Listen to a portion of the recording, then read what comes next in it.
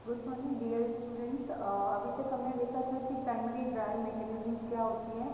ठीक है, कौन कौन सी नेचुरल एनर्जी है जो रिजर्वॉयर को या हाइड्रोकार्बन्स को एनर्जी प्रोवाइड करती है और हाइड्रोकार्बन्स अपने वेल बॉल में आते हैं या अपन को प्रोडक्शन मिलता है हाइड्रोकार्बन्स का। ठीक है, वो अपन ने देखा था, वो 6 टाइप का था। हमने हर एक का परफॉर्मेंस कैरेक्टरिस्टिक्स देखा, किससे रिकवरी ज़्यादा मिलेगी, किससे कम मिलेगी, and what is the natural driving force जो है जो सपोर्ट करता है उसको एनर्जी प्रोवाइड करता है। ठीक है, अभी अपन देखेंगे नेक्स्ट अपना है रिजर्व एस्टिमेशन टेक्निक्स या मेथड्स। कौन कौन से मेथड्स है जिससे अपने पास कि अपना जो रिजर्वर है उसकी परफॉर्मेंस क्या रहेगी, मतलब वो फ्यूचर में कैसा परफॉर्म करेगा, उसका फ्यूचर परफॉर्मेंस क्या रहेगा।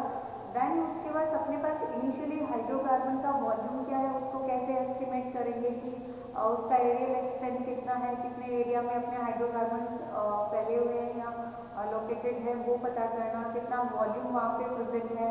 ठीक है, देन उसके बाद अपन कैसे जो आगे अपन कैसे एस्टिमेट करेंगे कि इस रिजर्वर पर्टिकुलर वेल से या रिजर्वर से अपन को कितना प्रोडक्शन मिलने वाला है, फ्यूचर परफॉर्मेंस को प्रिडिक्ट कैसे करेंगे। ठीक है, ये तो बेसिकली जो रिजर्व एस्टिमेशन टेक्निक्स हैं उसमें अपन निकालेंगे कि उसका रिकवरी फैक्टर क्या रहेगा, इनिशियल ऑयलिंग प्लेस क्या रहेगा, इनिशियल ऑयलिंग गैस क्या रहेगा।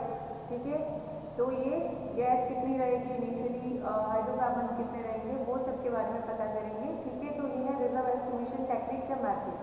ठीक है, तो फर्स्ट आपके इसमें फर्स्ट मेथड होता है, इसमें वो होता है आपका analogy method, analogy method. Second होता है आपका वॉल्यूमेट्रिक मेथड,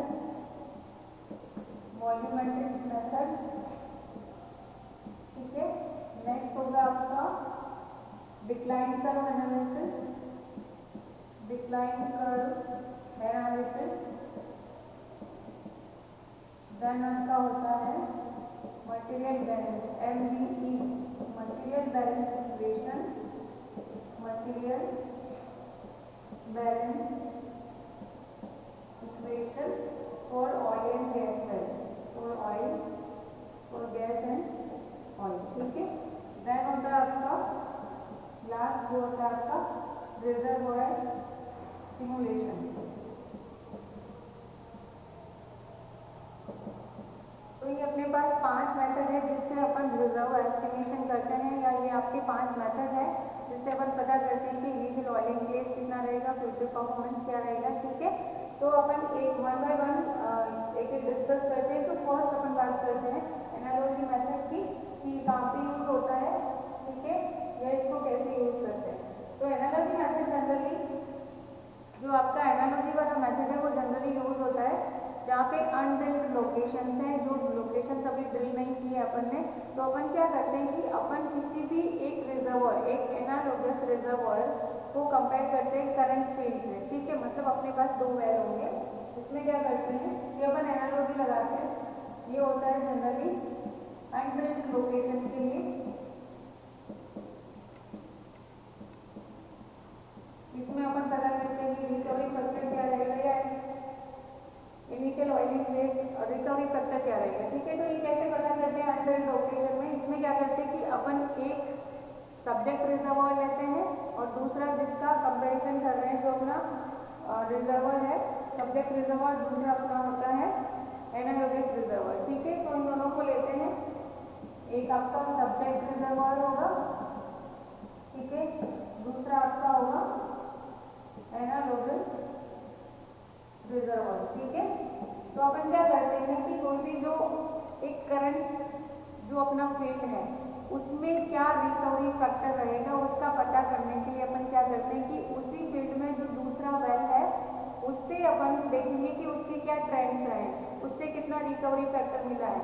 ठीक है, तो उन दोनों को अपन क्या करेंगे, कंपेयर करेंगे कि अगर इसका रिकवरी फैक्टर ये इसी फील्ड में है, सेम फील्ड में है, तो अगर उसकी रिकवरी फैक्टर इतनी रहती है तो इसकी भी इतनी रहनी चाहिए। ठीक है, तो इसमें क्या करते हैं कि अपन कोई भी एक वेल सेलेक्ट कर लेते हैं, मतलब वेल वो वाला सेलेक्ट करते हैं जो नियर अबंडेंट हो, मतलब कि अभी उस रिजर्वर से अपन को जितना प्रोडक्शन लेना था उस वेल से वो ले चुके हैं, उस रिजर्वर से ले चुके हैं।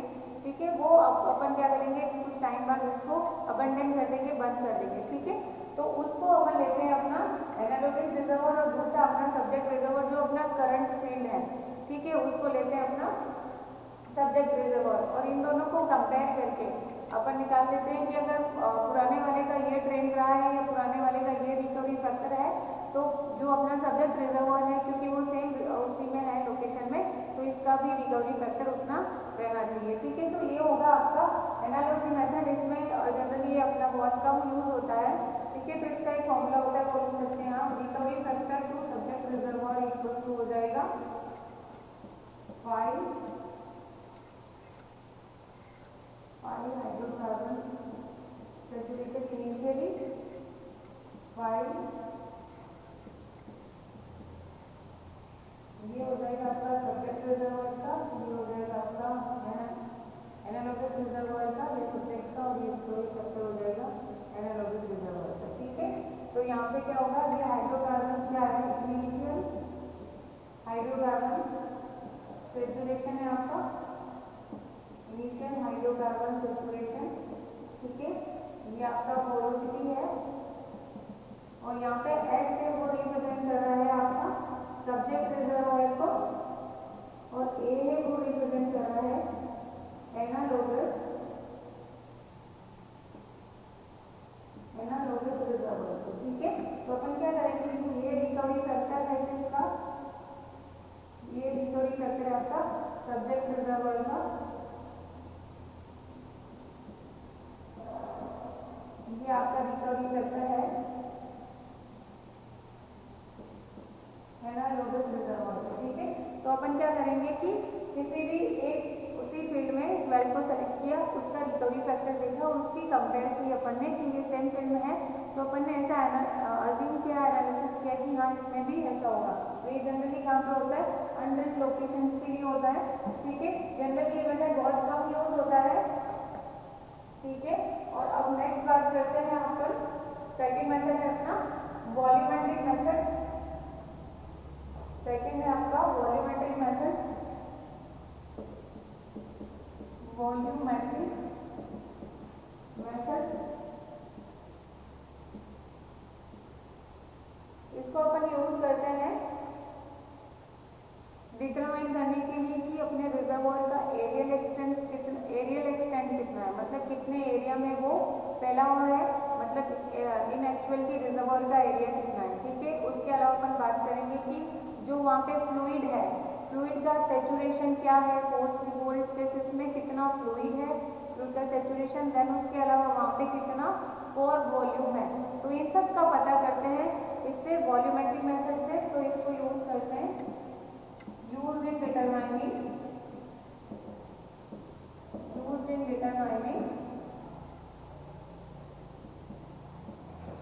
Aerial extents of the reservoir. ठीक है, देन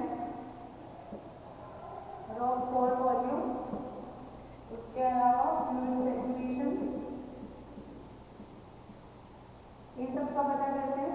ठीक है, उसके अलावा ये प्रोवाइड करता है अपन को इंफॉर्मेशन किसके बारे में, हाइड्रोकार्बन इन प्लेस कितना है। ठीक है, उसमें अपन सिर्फ रिकवरी फैक्टर पता कर पा रहे थे कि इसकी रिकवरी कितनी मिलेगी। ठीक है, वॉल्यूमेट्रिक मेथड में क्या होगा, एक तो अपन पता कर पाएंगे कि रिजर्वॉयर का एरियल एक्सटेंट कितना है, वो रॉक के अंदर कितना पोर वॉल्यूम है। ठीक है, कितने फ्लूइड का सेचुरेशन क्या है, ये सब पता कर पाएंगे। देन उसके अलावा अपन इसमें ये पता करेंगे, ये अपन को इंफॉर्मेशन प्रोवाइड करेगा किसके बारे में, कि इनिशियल हाइड्रोकार्बन इन प्लेस कितना है, मतलब जब अपन रिजर्वॉयर को फाइंड आउट कर रहे हैं, रिजर्वॉयर को अपन ने डिस्कवर किया है, ढूंढा है, तब उसके अंदर हाइड्रोकार्बन का वॉल्यूम क्या है। ठीक है, तो ये नेक्स्ट इंफॉर्मेशन अपन को प्रोवाइड करेगा, provides the estimates of initial hydrocarbon in place. ठीक है, इनिशियल हाइड्रोकार्बन इन प्लेस कितना है उसके बारे में बताएगा। ठीक है, उसके अलावा क्या करेगा, अपन क्या करेंगे, एक एप्रोप्रिएट रिकवरी फैक्टर है उसको यूज करके अल्टीमेट रिकवरी क्या होगी या रिकवरेबल रिजर्व क्या होंगे, वो इससे पता कर पाएंगे। ठीक है, अगर अपने पास रिकवरी फैक्टर मिल जाएगा कि हाँ इतना रिकवरी फैक्टर है, तो उसको अपन फॉर्मूले में मल्टीप्लाई करके निकाल पाएंगे कि अपन जो इनिशियल ऑयलिंग प्लेस है उसका कितना परसेंट है उसको रिकवर कर पाएंगे। ठीक है, तो अपन निकाल सकते हैं इससे रिकवरेबल रिजर्व क्या होंगे। तो इससे अपन रिकवरेबल रिजर्व्स क्या कितने होंगे वो भी पता कर सकते हैं। ठीक है, ये थे इसके सारे एडवांटेज है इसको यूज करने के फायदे। दूसरा अपन बात करते हैं डिसएडवांटेज की। इसमें डिसएडवांटेज क्या होगा, डिसएडवांटेज की बात करेंगे तो डिसएडवांटेज क्या है कि जो अपन ने फैक्टर यूज करेंगे, जैसे अभी फॉर्मूले की बात करते हैं, पहले फॉर्मूले में बात करते हैं कि अपन इसका फॉर्मूला क्या होता है। तो मुझे अगर ऑयलिंग प्लेस निकालना है तो हो जाएगा 7758 जो अपन ऑलरेडी पढ़ चुके हैं, AH5 1 minus SWI upon B not. ये आपका आ जाएगा STD में कि इनिशियल ऑयलिंग प्लेस कितना है, एरिया आपका एकड़ में होगा, ये थिकनेस होगी वो फीट में होगी, ये आपका पोरोसिटी है। ठीक है, ये आपका इनिशियल वाटर सेचुरेशन या कॉनेट वाटर सेचुरेशन है, कॉनेट वाटर सेचुरेशन। ठीक है, ये आपका है ऑयल फॉर्मेशन वॉल्यूम फैक्टर जो होगा आपका बैरल पर एसटीडी में। ठीक है, तो ये सारे फैक्टर अपन को गिवन है, तो अपन वॉल्यूमेट्रिक मेथड में यूज करके ये फॉर्मूला यूज करके अपन पता कर पाएंगे कि इनिशियल ऑयलिंग प्लेस वहाँ पे क्या है। ठीक है, अगर मुझे यहाँ पे किसी का रिकवरी फैक्टर भी मिल गया तो अपन क्या करेंगे कि यहाँ पे रिकवरी फैक्टर को मल्टीप्लाई कर देंगे तो अपन निकाल पाएंगे कि रिकवरेबल रिजर्व कितने हैं, रिकवरेबल रिजर्व कितना है वहाँ पे। ठीक है, उसके अलावा अपन अगर बात करते हैं तो यहाँ पे क्या एरियल एक्सटेंस, एरिया अपन को कहाँ से मिलेगा, जो स्ट्रक्चर मैप जनरेट करेंगे। ठीक है, जियोलॉजी में अपन क्या करेंगे स्ट्रक्चर मैप बनाते हैं। ठीक है, तो वहाँ से अपन को एरिया और थिकनेस वगैरह मिल जाएगी। पोरोसिटी अपन ने पास लॉगिंग किया था वहाँ से मिलेगी। ठीक है, सैचुरेशन के लिए भी अपन क्या करते हैं लॉगिंग से डेटा प्रोवाइड होता है, या फिर जो अपन लैब में एक्सपेरिमेंट्स करते हैं वहाँ से। ठीक है, बी नोट का वैल्यू अपन को लेबोरेटरी से मिलेगा। तो ये सब डेटा अपने पास क्या होता है जनरली थोड़ा बहुत मिल जाता है, तब अपन वॉल्यूमेट्रिक मेथड को यूज कर सकते हैं और उससे अपन पता कर पाते हैं कि अपने पास एरियल एक्सटेंस क्या है या फिर हाइड्रोकार्बन इनिशियली इन प्लेस क्या है। अगर अपन को रिकवरी फैक्टर पता होता है तो अपन उसको यूज करके पता कर पाएंगे कि अपने पास रिकवरेबल रिजर्व क्या होगा। ठीक है, कितने अमाउंट को अपन रिकवर कर पाएंगे। तो ये था। अब यहाँ पे अगर हम इस फॉर्मूले में देखेंगे तो अपने पास क्या है, एरिया है, थिकनेस है, पोरोसिटी है, सैचुरेशन है, बी नोट का वैल्यू है, D naught means formation oil formation volume factor. तो ये सारे फैक्टर्स क्या होते हैं, इनमें एक इनहेरेंट अनसर्टेनिटी होती है। ठीक है, अनसर्टेनिटी मतलब ये एकदम फिक्स्ड कि इनका वैल्यू एकदम करेक्ट है ऐसा नहीं होता है। इनके अंदर कुछ, क्योंकि पोरोसिटी है वो लॉगिंग से पता करते हैं तो ज़रूरी नहीं है, और कोर प्लग पे अपन एक्सपेरिमेंट करते हैं लैब में उससे पता करते हैं। ठीक है, फिर उन दोनों के डेटा को मैच करते हैं, देन अपन एक पोरोसिटी की वैल्यू पे पहुँचते हैं और उसको यूज़ करते हैं। ठीक है, तो ज़रूरी नहीं है कि उसमें वो 100% करेक्ट पोरोसिटी है जो एक्चुअल में वहाँ पे रिजर्वॉयर में प्रेजेंट है। ठीक है, तो अपन को क्या होता है कि थोड़ा थोड़ा अनसर्टेनिटी, जैसे एरिया में, थिकनेस में, पोरोसिटी में, इन सब की वैल्यू में जितने भी फैक्टर्स अपन यहाँ पे यूज कर रहे हैं उन सब में कुछ इनहेरेंट अनसर्टेनिटी होती है, और उनको अगर अपन कंबाइन करते हैं, ठीक है, अगर सबके अंदर थोड़ी थोड़ी अनसर्टेनिटी और उन सबको अगर अपन कंबाइन करते हैं तो एक सिग्निफिकेंट अमाउंट होगा जो अनसर्टेनिटी का होगा, क्योंकि जो अनसर्टेनिटी वो क्या इंक्रीज हो जाएगी हर एक फैक्टर की ऐड ऑन होगी, तो हर एक फैक्टर में थोड़ी थोड़ी अनसर्टेनिटी है। ठीक है, तो कंबाइन होके क्या करेगी, एक सिग्निफिकेंट इफेक्ट क्रिएट करेगी या सिग्निफिकेंट अनसर्टेनिटी क्रिएट करेगी, किसमें, रिजर्व एस्टिमेशन में। ठीक है, तो यहाँ पे क्या होता है वॉल्यूमेट्रिक मेथड का डिसएडवांटेज यही है कि इन सब फैक्टर्स में अनसर्टेनिटी होती है। दैट्स वाई क्या होता है कि जो अपन रिजर्व एस्टिमेट करेंगे वो भी अनसर्टेन होते हैं। मतलब कि अगर अपन हाइड्रोकार्बन इन प्लेस निकालते हैं तो एग्जैक्टली सेम वैल्यू या सेम अमाउंट वहाँ पे मिलेगा, ऐसा ज़रूरी नहीं है, वो उससे कम भी प्रिडिक्ट कर सकते हैं, अपन उससे ज़्यादा भी प्रिडिक्ट करेंगे, एग्जैक्ट वैल्यू को आप प्रिडिक्ट नहीं कर सकते। ठीक है, तो ये वॉल्यूमेट्रिक मेथड का डिसएडवांटेज है। ठीक है, फिर बात करते हैं अपन, नेक्स्ट अपना है डिक्लाइन कर्व एनालिसिस।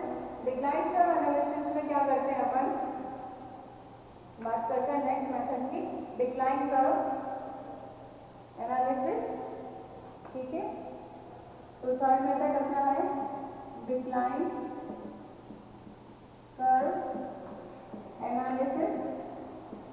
ठीक है, डिक्लाइन कर्व एनालिसिस में क्या होता है जनरली कि जो अपने पास ये डिक्लाइन कर्व मेथड और मटेरियल बैलेंस जो इक्वेशन की बात करेंगे अपन, ये दोनों मेथड अपन तभी यूज कर सकते हैं जब अपने पास प्रोडक्शन डेटा या प्रेशर डेटा अपने पास मिल जाए। मतलब जो अपना वेल है वो प्रोडक्शन स्टेज में आ चुका है। ठीक है, और अपने पास कुछ ना कुछ डेटा अवेलेबल है कि वहाँ पे रिजर्वॉयर के प्रेशर क्या है, वहाँ इनिशियल प्रेशर क्या था, एवरेज प्रेशर अभी क्या है, क्या फ्लो रेट है, या फिर क्या प्रोडक्शन का डेटा होगा, प्रेशर का डेटा होगा, तब अपन इनको यूज कर पाएंगे डिक्लाइन कर्व एनालिसिस को। ठीक है, तो डिक्लाइन कर्व एनालिसिस में जनरली क्या होता है कि अपन एक्स्ट्रापोलेट करते हैं, मतलब जैसे भी ग्राफ बना, जैसे वहाँ पे अपन ने बोला कि किसी भी वैल्यू का अपने पास ग्राफ गिवन है टाइम वर्सेस क्यूमुलेटिव प्रोडक्शन, कि वहाँ पे क्यूमुलेटिव प्रोडक्शन क्या है वर्सेस अपने पास टाइम। कोई भी ग्राफ या ट्रेंड अपने पास है तो अपन क्या करेंगे कि वहाँ पे इनिशियली क्या मतलब क्या होगा कि प्रोडक्शन कैसे हो रहा है, किस ट्रेंड में फॉलो कर रहा है, कि प्रोडक्शन पहले इंक्रीज हो रहा है, फिर धीरे धीरे इंक्रीज हो रहा है, फिर एक कांस्टेंट पीरियड में जा रहा है, फिर आगे डिक्लाइन कर रहा है। ठीक है, तो अपन क्या करेंगे कि ये जो अपने पास प्रेशर एंड प्रोडक्शन डेटा आया है उसी को एक्स्ट्रापोलेट करेंगे, जो पुराने ट्रेंड्स आ रहे हैं उन्हीं को अपन अज्यूम करेंगे कि ये सेम ट्रेंड आगे भी फॉलो होगा। ठीक है, तो उसके डिक्लाइन कर्व में अपन करेंगे कि इसमें जो भी फील्ड का pressure and production data available हो जाएगा तो अपन यूज करेंगे। तो उसमें जो वॉल्यूमेट्रिक मेथड में अनसर्टेनिटी हो रही थी वो अनसर्टेनिटी को रिड्यूस कर सकता है एक ग्रेटर एक्सटेंट में, मतलब इसमें काफ़ी अमाउंट में जो अनसर्टेनिटी वॉल्यूमेट्रिक मेथड में बहुत ज़्यादा हो रही थी वो यहाँ पे कम हो जाएगी, क्योंकि यहाँ पे अपन pressure and production data same well का यूज़ करें। ठीक है, तो सेम वेल का यूज़ करके अपन अगर उसी ट्रेंड को अपन बोलते हैं कि अगर ये ट्रेंड ऐसे चलता आ रहा है तो सेम आगे भी ऐसा चलेगा, ऐसा अजम्पशन लेते हैं और उसके अकॉर्डिंग अपन ग्राफ वगैरह जनरेट करते हैं, उससे अपन रिजर्वर का फ्यूचर परफॉर्मेंस है उसको प्रिडिक्ट करते हैं कि फ्यूचर में उसका परफॉर्मेंस क्या रहेगा। ठीक है, तो ये डिक्लाइन कर्व एनालिसिस होता है। डिक्लाइन कर्व एनालिसिस जनरली क्या करता है कि एक एम्पेरिकल रिलेशन है, एम्पेरिकल मतलब एक फॉर्मूला उन्होंने जनरेट करके दिया और उस फॉर्मूले के बेसिस पे अपन सारे अपने रिजल्ट जनरेट करते हैं। ठीक है,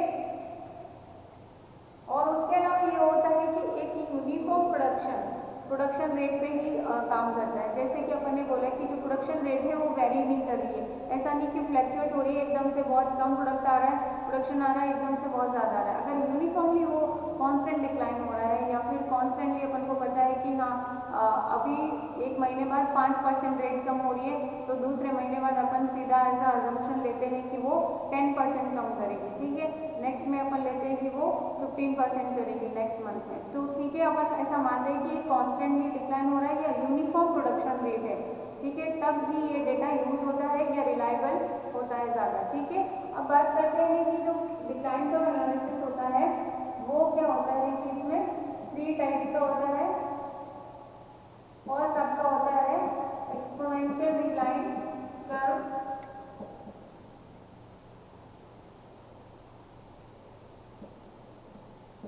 एक्सपोनेंशियल डिक्लाइन कर्व। ठीक है, इसको ये भी बोलते हैं अपन constant percentage decline, constant percentage decline. ठीक है, नेक्स्ट आपका होता है हार्मोनिक डिक्लाइन, हार्मोनिक डिक्लाइन। ठीक है, उसके बाद आपका होता है hyperbolic decline, hyperbolic decline curve. ठीक है, तो ये 3 टाइप के डिक्लाइन कर्व होते हैं। अपन हर एक के बारे में डिटेल में पढ़ेंगे जब अपन बाद में पढ़ेंगे नेक्स्ट वीडियो में या नेक्स्ट चैप्टर में, ठीक है। अभी जस्ट इतना सा देखने की रिजर्व एस्टिमेशन का मेथड है, इसमें जो पुराने ट्रेंड्स हैं उन्हीं को अपन एक्स्ट्रापोलेट करते हैं और उसके बेसिस पे फ्यूचर परफॉर्मेंस को प्रिडिक्ट करते हैं, ठीक है।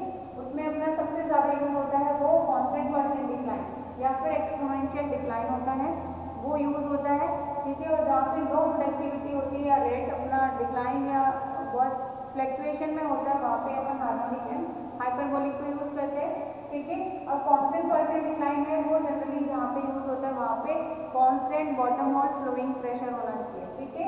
अब इसकी कंडीशन क्या होगी कि आपका कांस्टेंट बॉटम और फ्लोइंग प्रेशर होना चाहिए, ठीक है।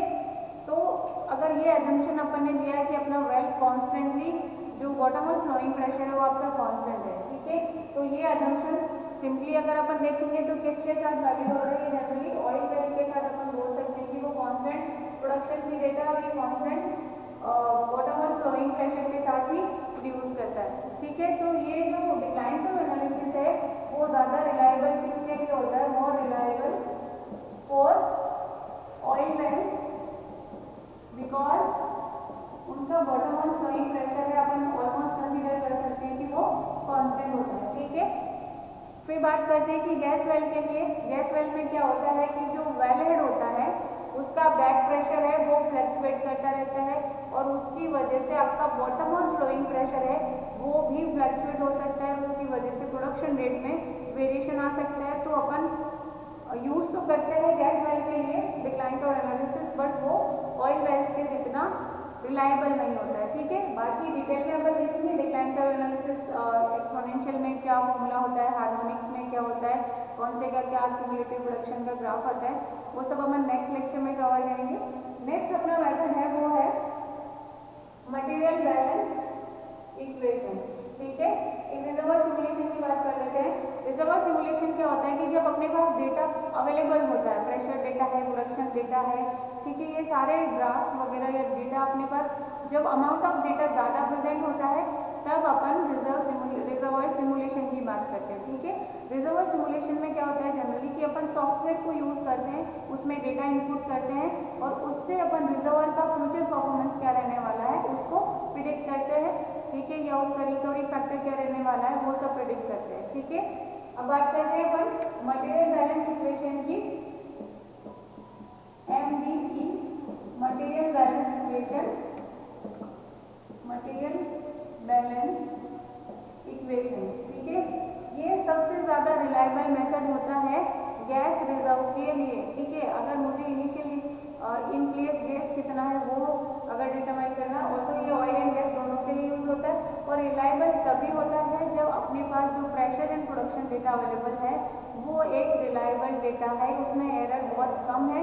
जितनी ज़्यादा कम एरर उस डेटा में होगी उतने ही ज़्यादा रिलायबल रिजल्ट्स मिलेंगे अपन को मटेरियल बैलेंस इक्वेशन को यूज़ करके, ठीक है।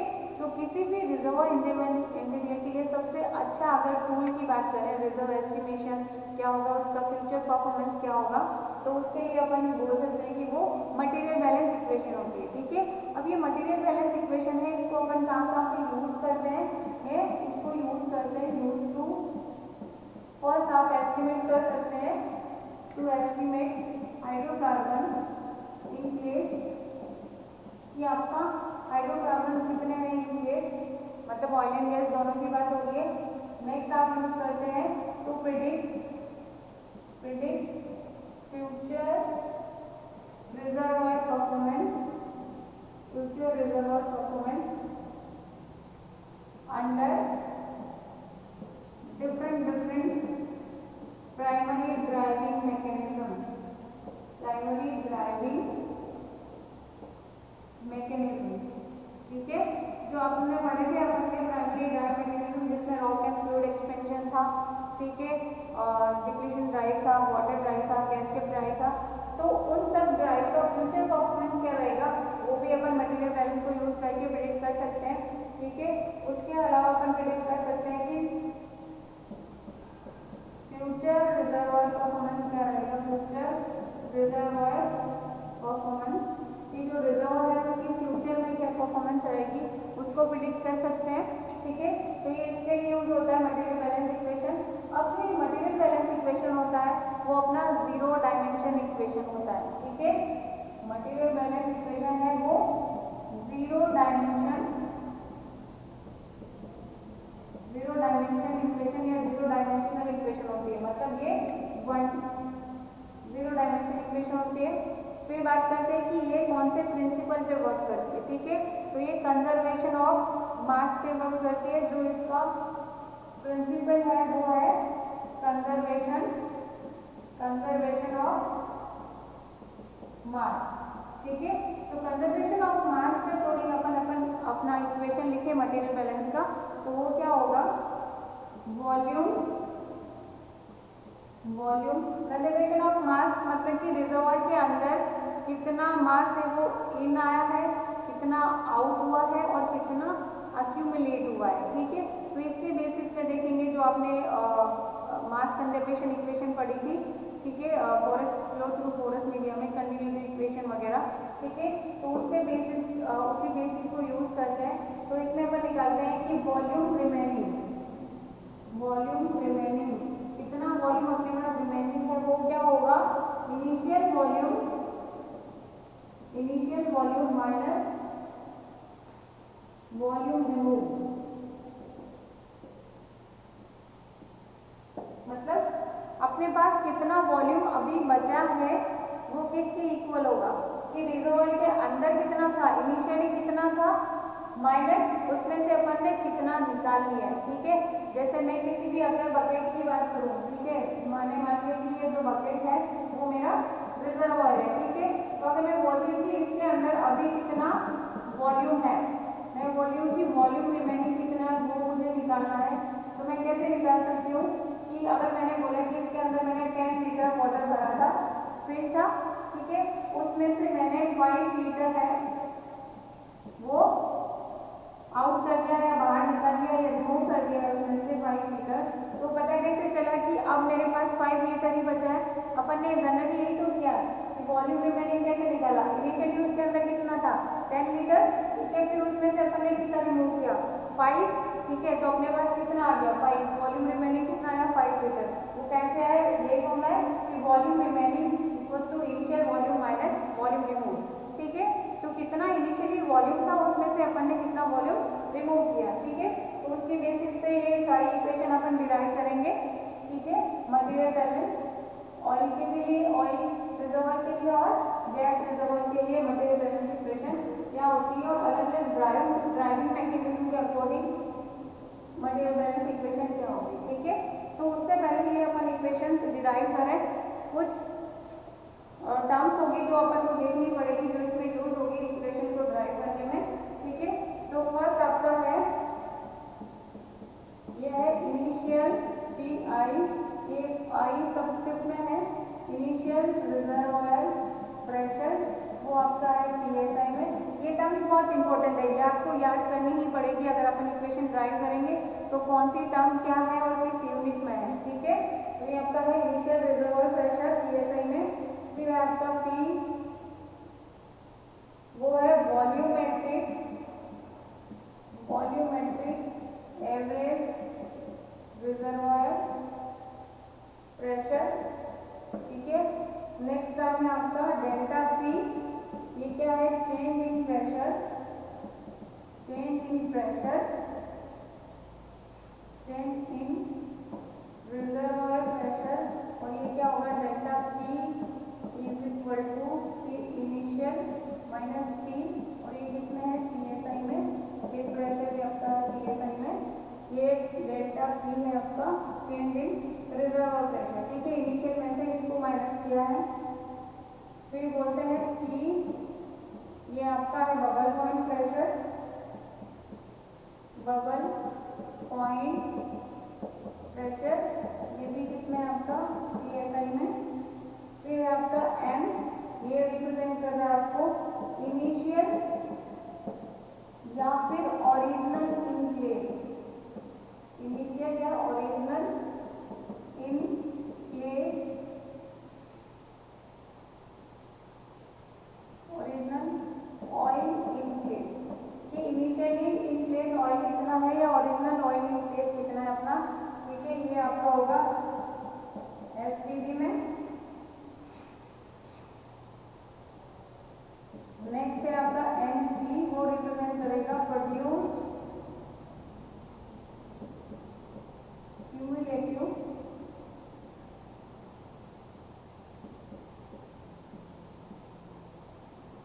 क्यूमुलेटिव ऑयल प्रोड्यूस, कि अपने में कितना ऑयल को प्रोड्यूस किया है, क्यूमुलेटिव ऑयल प्रोड्यूस, वो भी आपका किसमें होगा, एसटीपी में। ठीक है, नेक्स्ट है आपका जीपी, ये है क्यूमुलेटिव गैस प्रोड्यूस, ये आपका एससीएच में, स्टैंडर्ड क्यूबिक फीट में है। फिर है आपका डब्ल्यूपी, ठीक है, ये आपका है क्यूमुलेटिव वाटर प्रोड्यूस, वो आपका है बैरल में।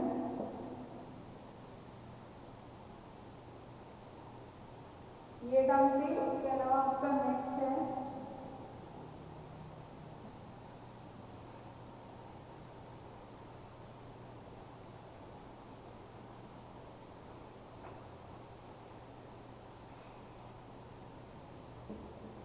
आरपी, ये आपका produce GOR, produce gas oil ratio.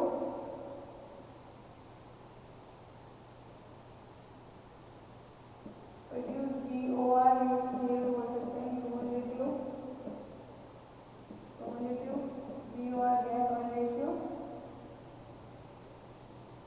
ये आपका स्टैंडर्ड क्यूबिक फीट पर स्टॉक टैंक बैरल। फिर आपका है GOR, वो आपका है इंस्टेंटेनियस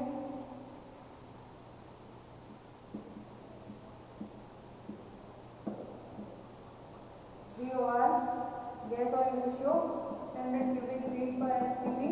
ये सब बात करेंगे कि क्यूमुलेटिव क्या होता है, इंस्टेंटेनियस GOR क्या होता है, वो सब आगे बात करेंगे अपन। नेक्स्ट है आपका RSI, ये है गैस सॉल्युबिलिटी आपकी। तो ये RSI है, वो है इनिशियल गैस सॉल्युबिलिटी,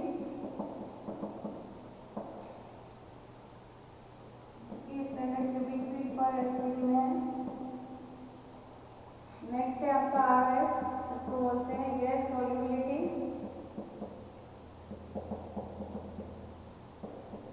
SCM पर एसटीपी में। ठीक है, ये I रिप्रेजेंट कर रहा है इनिशियल को, तो ये आपका है इनिशियल गैस सॉल्युबिलिटी। ये आपकी गैस सॉल्युबिलिटी अपन बात करेंगे इनिशियल कब होगा और RS को कब यूज करेंगे, RSI को कब यूज करेंगे। ठीक है, बस ये टर्म आपको पता होनी चाहिए कि BOI वो आपका है initial oil formation volume factor, ये होगा बैरल पर एसटीपी में।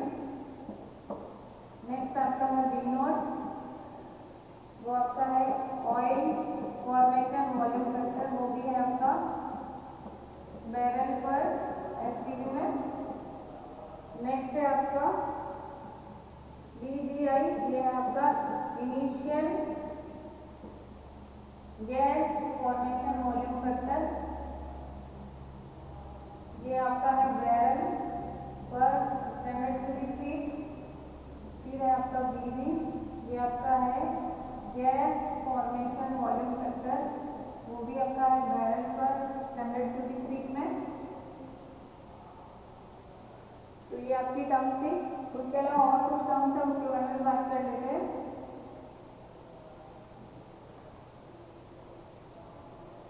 ये सारी टर्म्स जब मटेरियल बैलेंस इक्वेशन अपन डिराइव करेंगे ऑयल एंड गैस के लिए, तो ये सारी टर्म्स यूज होगी, तो आपको पता होनी चाहिए कि कौन सी टर्म क्या है। ठीक है,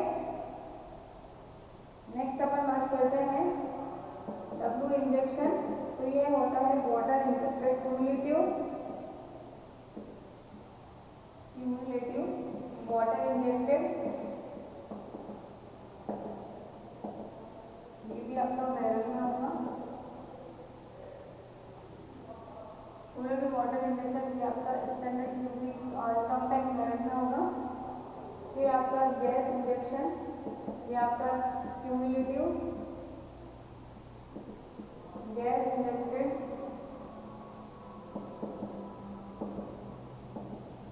ये आपका स्टैंडर्ड क्यूबिक फीट में होगा। फिर है WE, जो रिप्रेजेंट कर रहा है आपका water influx cumulative water influx,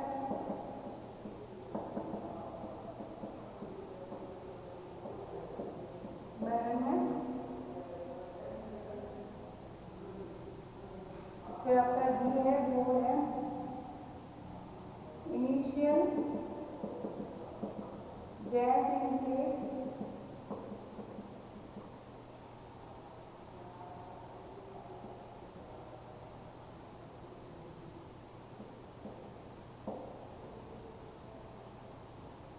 initial gas cap gas, gas cap gas, ठीक है। इनिशियल गैस गैप गैस क्या है, देन पी है वो आपका है पोर वॉल्यूम, वो है आपका बैरल में। देन आपका है CW, ये है water compressibility, water compressibility, ASI inverse में। नेक्स्ट है आपका CF, ये है formation compressibility,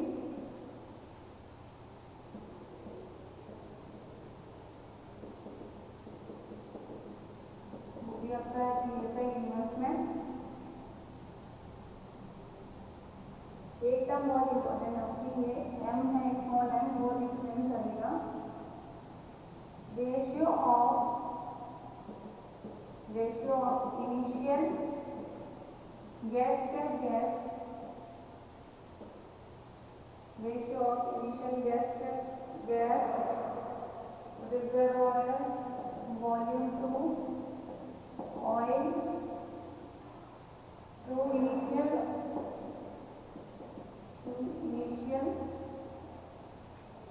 reservoir oil volume,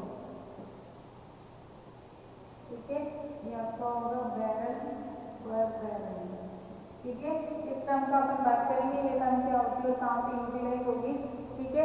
तो ये सारी आपकी टर्म्स थी जो मटेरियल बैलेंस इक्वेशन में अपने यूज होगी, ठीक है। तो ये सारी टर्म्स आप एक बार याद कर लें, देख लें कि कौन सी टर्म का क्या मतलब है, कौन से के यूनिट क्या है। नेक्स्ट कल जो अपना वीडियो होगा, नेक्स्ट वीडियो लेक्चर, उसमें अपन देखेंगे कि मटेरियल बैलेंस इक्वेशन डिराइव करेंगे ऑयल रिजर्वॉयर के लिए और अलग अलग ड्राइव मैकेनिज्म के अंडर रिजर्वॉयर जो मटेरियल बैलेंस इक्वेशन है वो कैसे वेरीफाई होती है, कैसे डिटरमाइन होती है, ठीक है। So thank you for today.